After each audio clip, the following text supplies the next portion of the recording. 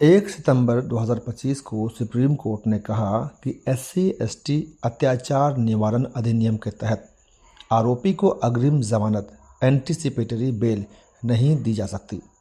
हालांकि यदि आरोप प्रथम दृष्टया यानी कि प्राइमा फेसी आधारहीन हों तो अदालत विवेकाधिकार का प्रयोग कर अग्रिम जमानत दे सकती है। यह वाद किरण बनाम राजकुमार जीवराज जैन था और इसके पीठ में मुख्य न्यायाधीश BR गवई, न्यायमूर्ति K विनोद चंद्रन और न्यायमूर्ति NV अंजारिया थे। निर्णय के मुख्य बिंदु।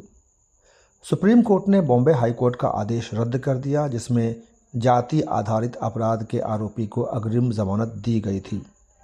पीठ ने कहा कि अदालत अग्रिम जमानत पर तभी विचार कर सकती है जब प्राथमिकी यानी कि FIR पढ़ने मात्र से ही यह स्पष्ट हो जाए कि अपराध का प्रथम दृष्टया मामला नहीं बनता।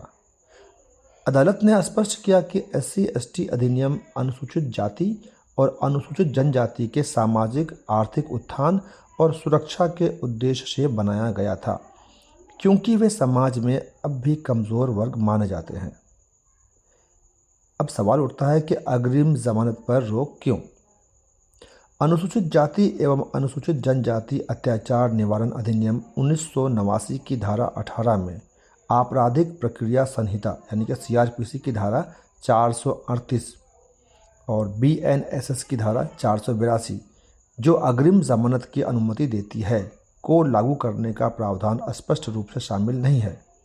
यह प्रतिबंध संसद ने पीड़ितों को डराने धमकाने से बचाने और प्रभावी अभियोजन सुनिश्चित करने के लिए लगाया है। सुप्रीम कोर्ट ने मध्य प्रदेश राज्य बनाम रामकृष्ण बालोठिया 1995, विलास पांडुरंग पवार बनाम महाराष्ट्र राज्य 2012 और पृथ्वीराज चौहान बनाम भारत संघ 2020 जैसे पूर्व निर्णयों को उद्धृत करते हुए कहा कि इस अधिनियम के तहत अपराध जातिगत भेदभाव और प्रणालीगत अस्पृश्यता से जुड़े हैं। अदालत ने रेखांकित किया कि यह रोक संविधान के अनुच्छेद 14 और 21 का उल्लंघन नहीं करती। अग्रिम जमानत यानी कि एंटीसिपेटरी बेल। जब इस बात का तार्किक कारण हो कि आरोपी व्यक्ति को कानूनी हिरासत में रखना आवश्यक नहीं है तथा न्यायालय आश्वस्त हो कि वह कोई अपराध नहीं करेगा तो ऐसे मामले में अग्रिम जमानत दी जा सकती है। अग्रिम जमानत को इस आधार पर न्यायोचित ठहराया जाता है कि यदि कुछ प्रभावशाली लोग अपने शत्रु के खिलाफ झूठे मामले बनाते हैं और समाज में अपने शत्रु पक्ष के सम्मान को कम करना चाहते हैं तो शत्रु पक्ष अग्रिम जमानत के लिए आवेदन कर सकता है।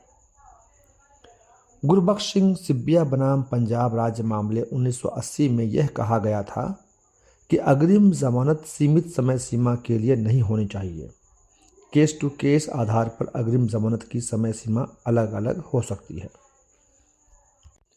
ये पॉडकास्ट आपको अल्फ़ा एकेडमी किशनगंज बिहार की ओर से प्रस्तुत किया जा रहा है। मैं हूं आपका दोस्त मोहम्मद जौहर। जय हिंद।